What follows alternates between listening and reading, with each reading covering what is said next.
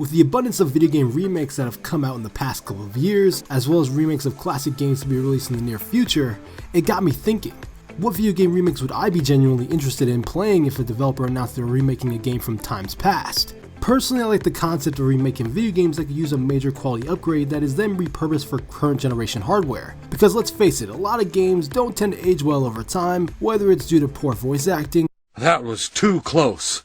You were almost a Jill sandwich. Stiff controls, weak level design, and of course, outdated visuals.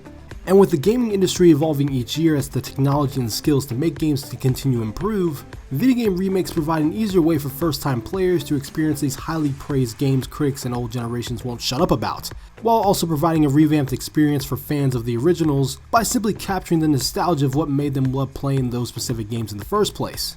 So, with that being said, here are the top 7 games, in no particular order, that I'd purchase on day 1 if they were remade for current-gen consoles. First up is the survival horror classic by Capcom, Dino Crisis.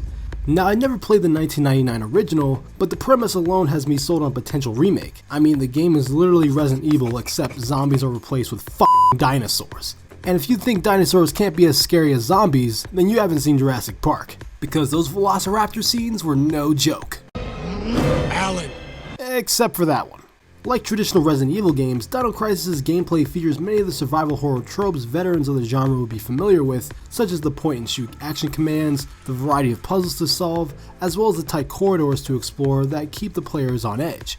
According to Capcom, the game was meant to have more consistent visceral terror, with the dinosaurs being quick, intelligent, and violent. Even though the similarities between Dino Crisis and Resident Evil were obvious, that didn't detract from the game's critical and commercial success. However, Dino Crisis wasn't a perfect game, seeing that there was some criticism that highlighted on the game's lack of dinosaur variety, repetitive environments, and tedious puzzles, all of which are problems that could easily be improved upon with a Dino Crisis remake developed under Capcom's own RE engine. Also, with the recent success of the Resident Evil 2 remake and the highly anticipated remake of Resident Evil 3 set to release this April, this is probably Capcom's best time to capitalize on the survival horror resurgence and rejuvenate the Dino Crisis brand with a fresh coat of Jurassic paint. Next up, Kingdom Hearts 358 over 2 days. Actually, DMLX, the correct pronunciation of the game is 358 days over 2. Yes, I know that's a weird title for a game to read out loud, but it all makes sense in context of the story. Originally developed for the Nintendo 3DS, Days' story is told from the perspective of Roxas, Sora's nobody, and takes place near the end of the first Kingdom Hearts game, then continues to parallel with Kingdom Hearts Chain of Memories, and at the end sets up the prologue of Kingdom Hearts 2. Most of Days follows Roxas' life within Organization 13 and his relationship with Organization member Axel, as well as newcomer Xion, the 14th member of the organization. Honestly, if any Kingdom Hearts game deserves a legit remake, it has to be Days. Only because of the potential this game had that was wasted on the DS platform. No offense to Nintendo. The game had both a single player and multiplayer mode that allowed players not only the ability to control Roxas, but the entire roster of Organization 13, and you could even swap out different weapons for each member as well. In addition, most of the player's time spent within the game was being tasked with completing daily missions on various Disney worlds from previous games, which makes getting through the story a bit of a grind, but is all worth it in the end. Unfortunately, the closest thing we got to a playable Days remake was the HD remastered full-length feature for Kingdom Hearts HD 1.5 Remix. The quote-unquote movie was 2 hours and 50 minutes of fully voiced high-definition cutscenes across 109 chapters of the original Days game. This approach of telling the story of Days got the job done, but the flow of going from cutscene to cutscene did feel a bit jarring. And seeing that most of the Disney scenes were just reduced to screenshots with text to fill in the context was underwhelming to say the least. According to Tetsuya Nomura, the director of the Kingdom Hearts series, a full remake of Days was planned, but it was replaced with a cinematic remake because Square Enix was running out of time to finish the game before the release of the collection. Realistically, we're probably not going to get a Days remake anytime soon, as it seems Square Enix will be moving on from the Darkseeker saga when it comes to the future of Kingdom Hearts. So it looks like I'll be hitting the repeat button in Everglow's Kingdom Hearts timeline videos more often than I'd like. Moving on is a kaiju brawling classic, Godzilla Destroy All Monsters Melee. Hands down the best Godzilla game of all time. The premise was simple: choose one of several giant monsters from the Godzilla canon, then duke it out with opposing monsters using various punches, kicks, and limb attacks on a large battlefield. Each monster could use their own signature beam attack, such as Godzilla's atomic breath, and could even throw environmental objects at one another like vehicles, boulders, and even debris of buildings. Personally, I feel a remake of Destroy All Monsters would do wonders for the Godzilla brand from a gaming standpoint by building off the success of the Hollywood MonsterVerse movies, implementing their own versions of Godzilla, Rodan, King Ghidorah, and Mechagodzilla, who's been leaked to be the main threat of the Godzilla vs. Kong 2020 film. In addition, maybe throw in a few extra combatants to make the experience feel more unique, such as the inclusion of Kong from Skull Island, or even Gypsy Danger from Pacific Rim as a guest fighter. If you haven't played the original Destroy All Monsters, I envy you, because I believe every gamer deserves to experience the joy of punching their favorite kaiju so hard that they get launched in the air like an Olympic trampoline jump gone wrong. Speeding things up, I'd like to request a remake of Sonic Adventure 2. Arguably one of the best 3D Sonic games ever made, the gameplay was separated between two different storylines, the hero story and the dark story. The hero story featured Sonic, Knuckles, and Tails as playable characters, while the dark story featured Shadow, Rouge, and Dr. Eggman.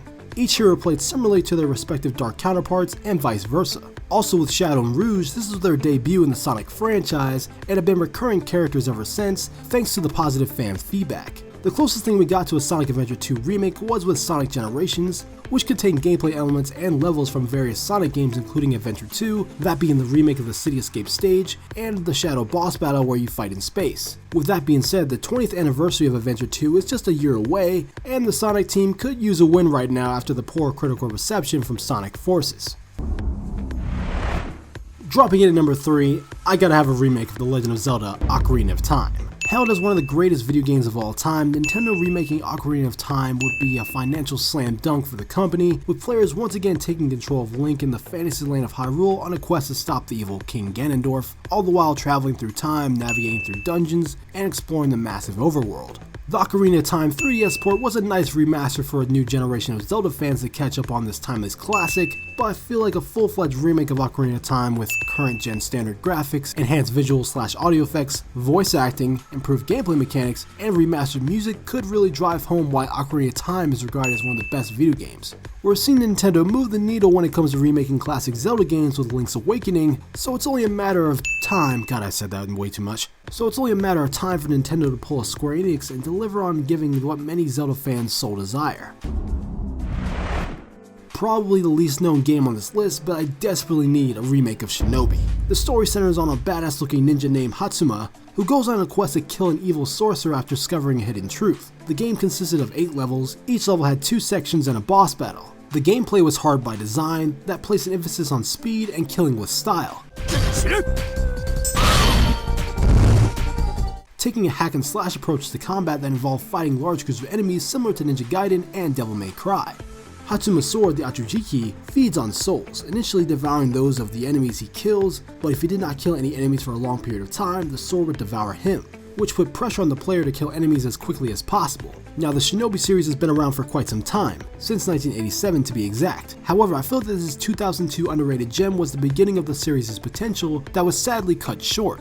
And if Sega were to remake this version of Shinobi and give the game more depth to its combat, level design, and visual aesthetic, I think it could find new success with gaming audiences today. Finally, the last games I want to see get a remake as soon as possible are GTA Vice City and GTA San Andreas. So technically this is 8 games I'd like to see get remade, but seeing that both Vice City and San Andreas are GTA games that are praised with equal high regard, I'm going to let them share the top spot. Now, why did I pick Vice City and San Andreas over GTA 3? Well, to put it plainly, I think they're simply better games in terms of gameplay, characters, and story. Along with Vice City and San Andreas having worlds rich with personality compared to the dull gray aesthetic of GTA 3. Both Vice City and San Andreas are amongst the highest selling games of all time, and what better way to celebrate an achievement on that scale than by rewarding fans remakes of these GTA classics that get rid of these Muppet looking character models, tune up the clunky gameplay, provide better graphics, and deliver a populated world that feels more alive. Granted, it would probably be easier for Rockstar to remake San Andreas over Vice City, seeing that the city of Los Santos has already been recreated in GTA 5. However, Vice City does have a much smaller map than San Andreas, so the length to develop either remakes could take about the same amount of time. Either way, Rockstar needs to make this happen. And there you guys have it, those are the games I'd like to see remade within the near future. Let me know what classic games you'd like to see get a remake.